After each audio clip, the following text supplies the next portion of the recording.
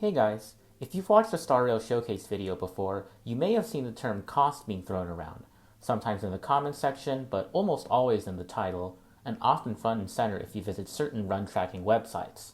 With the concept of cost being so contentious, I wanted to try and figure out what does and doesn't count as cost by asking the community, aka you guys, a few questions. I'll also be listing some survey results in context to these questions, as well as some answers within the survey. If you'd like to take a look at said results for yourself, feel free to check the description for the full spreadsheet of responses. Before we get into what is and isn't cost, though, let's start with the baseline definition. Generally speaking, cost is a measure of how expensive a run is in terms of the characters and light cones used. It's almost universally agreed that limited 5-star units and their signature light cones add 1 cost per additional copy to the team, though depending on personal criteria, you can add or subtract more things from that list. In fact, the CN community generally uses the term gold instead of cost, clearly excluding non-5 stars or non-gold units from adding to their version of cost. As far as I know, the popular concept of cost here borrows from this, though please correct me in the comments if I'm wrong. This total cost can often be seen in the title of runs on social media platforms like YouTube and Bilibili, usually for audiences to gauge a character's or their team's general strength, given a certain baseline of limited characters and light cones, or the investment level required to surpass a specific obstacle, or how relatable a run is for players, just to name a few motives. Because of this measuring stick purpose, though, I actually think that this ends up causing cost to be perceived into 3 categories: power, accessibility, and actual monetary cost, be it in pulls or straight up cash. This leads to some discrepancies in how certain people perceive cost and what should or shouldn't count as such. The first discrepancy has to do with Remembrance MC being considered as cost. As a free unit available for all players, most consider RMC as being 0 cost. However, because their power level generally reflects that of a limited 5-star character, capable of replacing even multiple limited 5 stars in several different setups, about 5% of the respondents in my survey, as well as someone I know, consider them to be cost. Granted, this is still a relatively small sample size, and 5% isn't a lot to begin with, but the fact is that when a free character starts outperforming paid ones, a few people are going to start to attach an implicit cost, even if it's something like opportunity cost, to using them. Many of the people who answered no or other expressed wanting some indication, not necessarily cost, that RMC was being used, likely stemming from just how universal they are for low-cost showcases, plus their obvious inability to be used on both sides or even alongside Harmony MC. Next up is Casteress, specifically her one-time revive, especially when she herself is not on the team.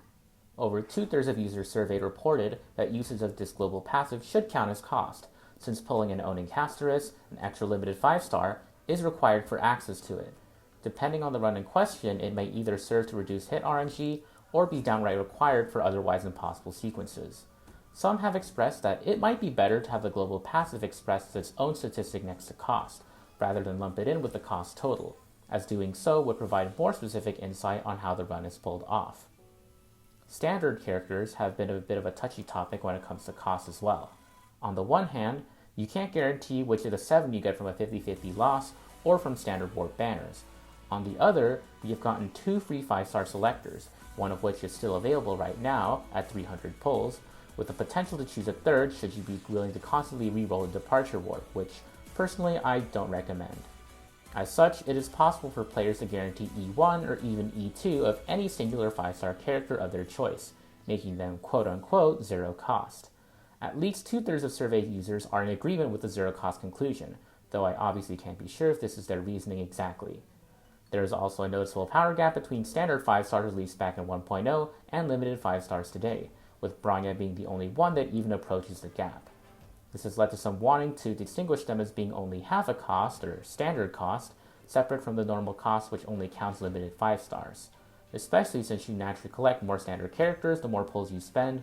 Unless you win all of your 50-50s, this represents a compromise between standard units' power and prevalence compared to limited ones. If we increase the threshold of standard characters to E6 though, they start to get closer to the limited characters of today, especially in Clara's and Walt's cases. Bronya is of course even stronger as well, and to claim that an E6 of any of these units should be weighted the same of an E0 copy at 0 cost is understandably difficult for many to wrap their heads around. This is likely what leads to over 60% of users to claim that at some point, standard Eidolons need to be logged as cost. It also helps that the free standard characters argument only extends as far as E2 at most. Obtaining the rest of those 4+ Eidolons is purely up to chance. Aside from 5 stars, if there's one 4-star with the most controversy, it has to be Dance Dance Dance. DDD has only been on rate up 3 times, equal to how often some limited characters have been available, and its irreplaceable ability to advance all team members per ultimate use affords a genuine competition with many signature 5-star Lycones. It's also rare that DDD is used by itself. At S1, usually an S5 copy if not multiple copies are ideal for certain teams, especially sustainless teams that can afford cramming in more than one harmony. As such, it can be hard for most players to attain enough DDD copies to feel comfortable with their setup, since more copies means needing to devote less and less speed to meet the required breakpoints. Many of the over 20% of users considering DDD as cost clarified that S5 and above should be considered cost. On the other hand, as good as DDD is, it is still a 4-star Lycone, and thus for many more falls outside of the traditional limited 5-star requirement for cost. Additionally, unlike limited 5 stars, it is available on any banner at any time, beating out even standard 5 stars due to its Blue Moon appearance in both character and Lycone banners. This means that the amount of DDD copies one has can vary wildly from account to account, and even more so when considering 4-star rate up pity guarantees at best a 1 in 3 chance for a specific Lycone. In combination with its rate up on certain character banners, this widens the DDD gap even further for some players over others, like those who pulled for Inhibitor Lune, Black Xuan, Aglaya, or Evernight, characters with wildly varying degrees of popularity. As such, assigning an expected cost to DDD relative to limited 5-star Lycones or characters will usually leave some players feeling like their account doesn't match with said cost. Many of the same points about variance can be carried over to any 4-star Gacha Lycone really, but with even more variance since 4-star Gacha Lycones were released at various points across the game's lifespan, meaning that a Lycone like Poised to Bloom is arguably even harder to obtain than DDD, being on rate up the same number of times but released to the general pool at a later date. Interestingly, the number of users who insisted that these Lycones were cost remained the same, suggesting that DDD isn't quite as special compared to the other 4-star Lycones, in contrast to what some might have you believe. That being said, the number of no's did increase by 5%, though whether this is because their answers are redundant with the previous DDD questions or represent a different stance this time, I again can't really say for sure. Slight tangent, but on the topic of DDD, the fact that it does not offer any additional damage, energy regen, or skill points is of note. I do think that DDD tends to be overrated by quite a few people who see the Lycone being spammed in Zero Cycle or low AV showcases, without considering that the lack of any other utility can negatively alter rotations, increase relic stat requirements, or both. Additionally, while it is possible to build for DDD permitting an extra team-wide turn within the cycle per wave, doing so usually requires sacrificing a significant amount of stats in exchange for speed, so it's not quite free. And 2 extra team-wide turns? Usually not happening. Speaking of relic stat requirements though, it's pretty common in showcases for DPS without their signature Lycone to use crazy good relics to match or surpass the damage output of DPS with their signatures. In this way, these relics are filling in for cost, and with the addition of resins and dice in fact, it is possible to pay your way to better relics, placing a monetary cost on certain relic quality. However, it is still important to realize that this monetary cost is not strictly required, and that everyone gets access to relics and gradually improves them over time. Many players have mentioned just including the substats in showcases rather than trying to assign a specific cost to them, as it is usually a more accurate indicator of the run requirements anyways. Around 80% of users, in fact, are opposed to relics of extremely high quality adding cost to the run, likely due to preferring this indicator and it already being common practice across a lot of runs anyways. While you do have the option to pay for better relics, it's a non-negotiable if you want access to Battle Pass Lycones. In fact, some of them offer irreplaceable utility, with Carved Moon's 12% energy regen uniquely being team-wide, opening the door for certain niche rotations, and in Pursuit of the Wind offering a break damage percent multiplier, something that no other Lycone offers and no other character does either, with the niche exception of Fuchs E4. Other Lycones, such as Peaceful Day and Sweat Now Cry Less, can also be the best non-signature DPS Lycones for their respective paths, and require multiple super impositions to get to that level, making them quite expensive to invest into. If I had to guess, these combined reasons are what lead to over 60% of users to consider Battle Pass Lycones as cost. That being said, some of them are fine with these Lycones being half cost to reflect their lack of power compared to signatures, or just mentioned separately like with standard characters. Unlike Battle Pass Lycones though, once Eidolons are added to a character, they can't be removed, leading to several situations where the extra cost attached to them ends up being wasted on the character. Examples include E2 Ranmei, E2 Acheron, E4 Bronya, and E1 Seele, to name just a few. Whether or not said extra Eidolons count as cost is actually quite contentious, with neither side gaining a clear majority.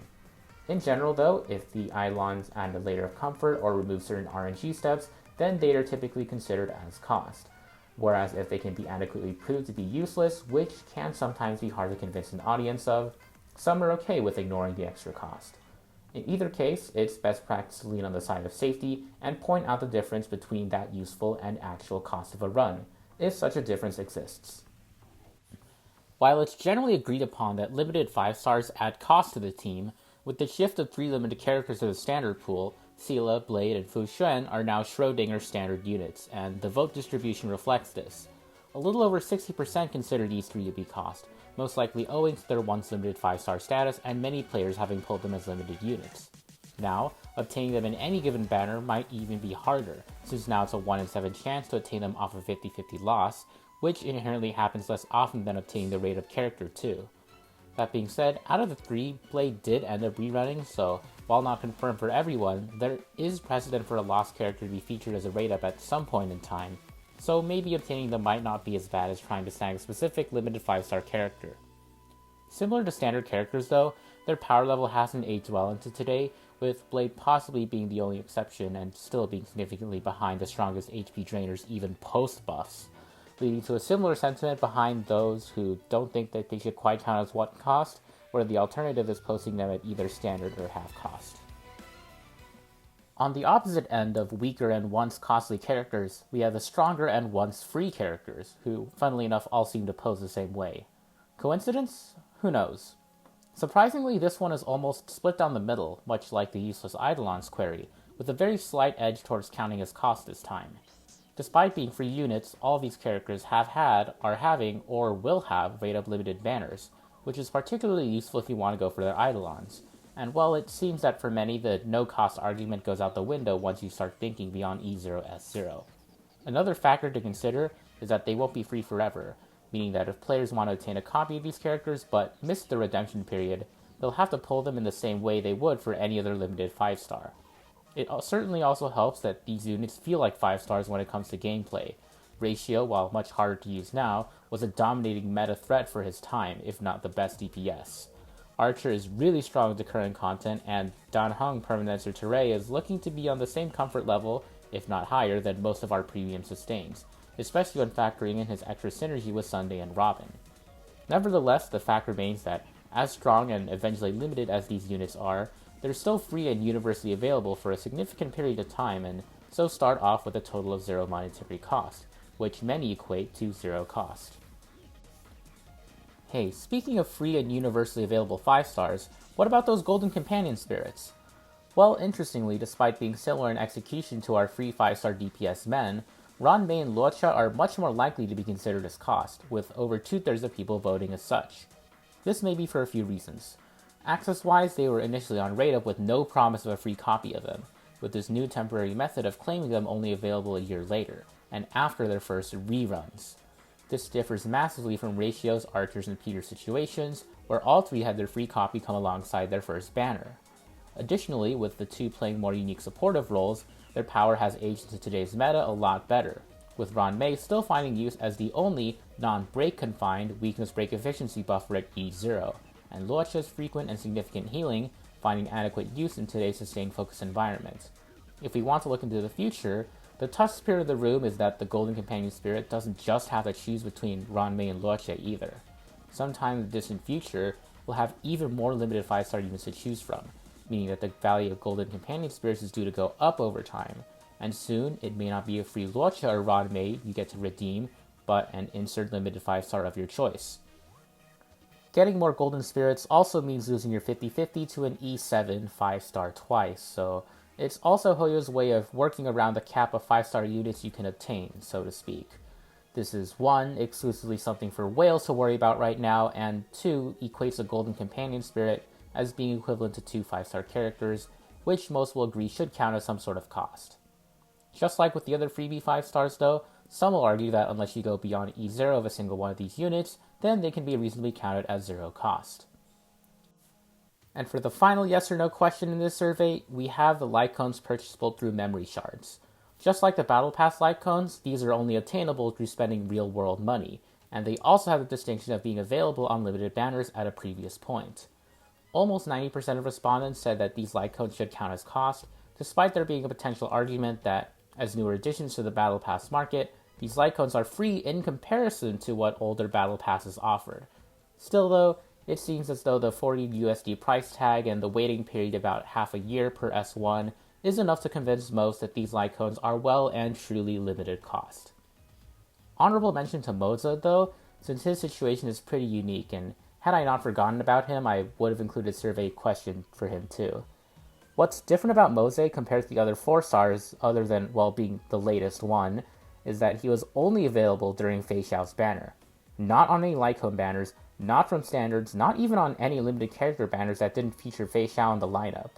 If you wanted Moze, you needed to warp when his general was around, making him uniquely rare for 4-stars, even more so than Dance Dance Dance. You also didn't have the help of a free character selectors to build his Eidolons, making his E6 deceptively hard to obtain if you didn't invest significantly into the Fei core. Still though, it seems that as a 4-star, he's mostly considered a 0 cost, though I'm curious to hear what you all think given this potentially new information. Here's the overall trends for what the sample size of roughly 600 players that took this survey considered as cost. Out of the trifecta mentioned earlier, it seemed that actual money spent was the highest priority when determining if something should be considered cost, followed by limited accessibility, and then the power level of said investment. Personally, I wouldn't consider anything shown on the left side of the graph above 50% yes votes to be the most powerful here, especially with RMC and the free limiteds on the right side of the graph. However, I would definitely consider them less accessible, and it's certainly no coincidence that the two categories that require monetary spending are on the left either. There is an interesting divergence where the majority consider free limited characters to not be cost, despite most showcases including the free E0 copy as one cost. But who knows, maybe I'm just not watching the right showcases. Or I could chalk it up to a relatively small sample size or something within the survey itself, who knows. Either way though, I'd actually like to leave you all with a few questions to consider in regards to the cost system. First, should 5-star characters and light cones be considered the same cost? From a strictly pulls-related point of view, they aren't, since light cones start pity 10 pulls earlier and have a 75-25 to win instead of a 50-50, but the current standard is to treat both character and light cone costs as equal, likely for simplicity's sake. Second, should standard 5-star light cones be considered cost? Should they be treated as similar to 5-star characters, or does the ability to use them across multiple characters change their cost evaluation somehow? This is something I also honestly just forgot to include in the form, so I'm curious to hear your thoughts about these in the comments too. Third, should some limited 5-stars be worth more cost, especially with regards to their power level? Certain PvP rule sets already implement this, where cost is based on a unit's strength rather than how expensive they actually are, leading to RMC actually being able to possess cost in these fan-made rule sets, like the 5% or so asserted in question 1. And even outside of that, 8 cost with an E6 unit on the team is surely different from 8 cost with all E0 S1 units, or even all E1 S0 units if you want to equalize the expected number of pulls. And on that note, how much cost do you consider as being free to play? It's a label that floats around the community, and while there is technically no cost limit per team for a free to play account, there is definitely a pull limit and thus realistically a cost limit for the entirety of the account. Do Eidolons make free-to-play status less relatable in y'all's eyes? Genuinely wondering, because I think it does. Not because getting Eidolons as free-to-play requires inherently more luck or anything, or it's inherently bad or something like that, but because the majority of players pull E0 S0 across every unit from what I've seen, with the occasional spare signature Lycon and Eidolon if you're lucky. If you like to use cost as a measure of unit strength, here's another question too. Have you actually tried replicating at least one of these runs containing said unit yourself? I'm actually really curious. There's a big difference, after all, between watching someone else clear and actually clearing the content yourself, especially since showcasers tend to have much better than average relics, a more in-depth understanding of their team, and especially they cut out any of the unsuccessful runs, usually leaving out the RNG and time investment required for them to achieve their goal. Of course, I understand that not everyone has every unit in the game, but I sincerely recommend trying to copy at least one run you see online for yourself if you want to use it as evidence for a character's power level. Heck, even make your own. Trust me, you learn a lot this way. Finally, what do you base your idea of cost on? It's very possible that the foundation for what counts as costs for you is more dependent on what others tell you, which is important to know if these sources suddenly change. Tuopa, for instance, has recently started counting each Battle Pass Lycone superimposition as plus half cost, and I'm curious to see how popular perceptions of Battle Pass cones as cost will change, if at all, as this fact slowly starts coming to light for more and more people. Regarding my thoughts on the current cost system, the definition of cost I follow right now is consistent with Tuopa's guidelines and criteria, where all limited 5-star characters and Lycones are 1 cost, all standard characters and Lycones are half cost, and all 4 stars are 0 cost. It's mainly for ease of communication, since in my experience this is how most people talk about cost, at least the ones in my circles, and if Battle Pass Lycones being half cost catches on, then I'll change over to that too.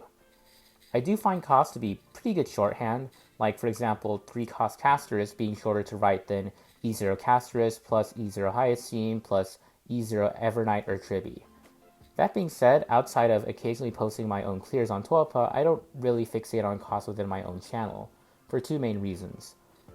One, my limited supports are all at really high investment with E1 to E2 and mostly S1s, so listing a bunch of 7 to 11 cost runs wouldn't say much beyond, hey, this run is expensive, which gets repetitive after a while. Truthfully, it also doesn't help my views at all. In fact, it probably hurts them, as listing cost up front is just another piece of info clutter for the average viewer scrolling by. Refer to one of my older thumbnails for an extreme example of what that looks like. 2, though, many people associate cost with relatability and the ability for them to replicate runs at the same investment.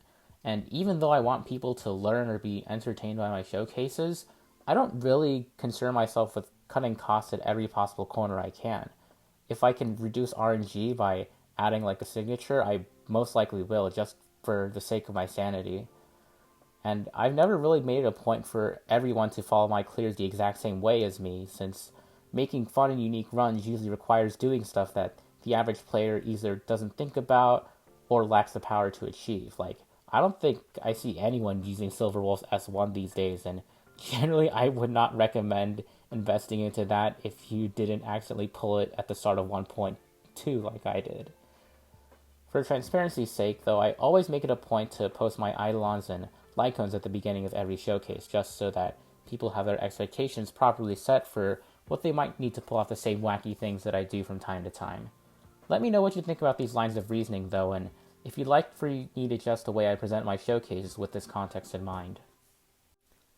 As for the translation of the cost system to actual cost, I also don't think it's perfect, but that's just because of the RNG nature of gacha games, not anything inherently off about the system. Sure, characters and Lycones being the same cost is technically incorrect, but setting both to 1 per copy makes listing cost out much easier. Also, personally speaking, the most expensive pulls have actually been E0 S1 Sparkle and Jiao Cho, not any of the E2 units on my account, just because I was extremely unlucky with both of them, and generally been lucky on my Eidolon pulls. That being said, I think it's by far the worst trying to match cost to power level. Sure, at a certain point, if the cost gap between one archetype and everyone else is too high, then that's indicative of either a strain for that archetype, an issue with the game's balance, or both, but cost really isn't everything. At best, cost tells you what the most essential investments are for a certain character to perform their highest potential. And at worst, it leads to you creating a team that isn't useful to your account versus any of the endgame that's available right now. There's more to a character's strength than just lowest cost, which supports they depend on, which matchups they cover that your account is already covered in or is currently weak to, how many resets they take for a successful run. All of that matters when trying to properly assess how powerful a character is. In conclusion, I don't know. Cost is what you and the community makes of it, I suppose. In general, perception of cost tends to be dictated by how expensive something is, followed by how easy it is to get, then how powerful it is once you get it, though that of course varies from person to person. Some people may try to use it to agenda post or to claim that a certain character or team is powerful without any other context, but I don't think that's what the system is designed to do, especially with the power being the lowest priority out of the three in the trifecta.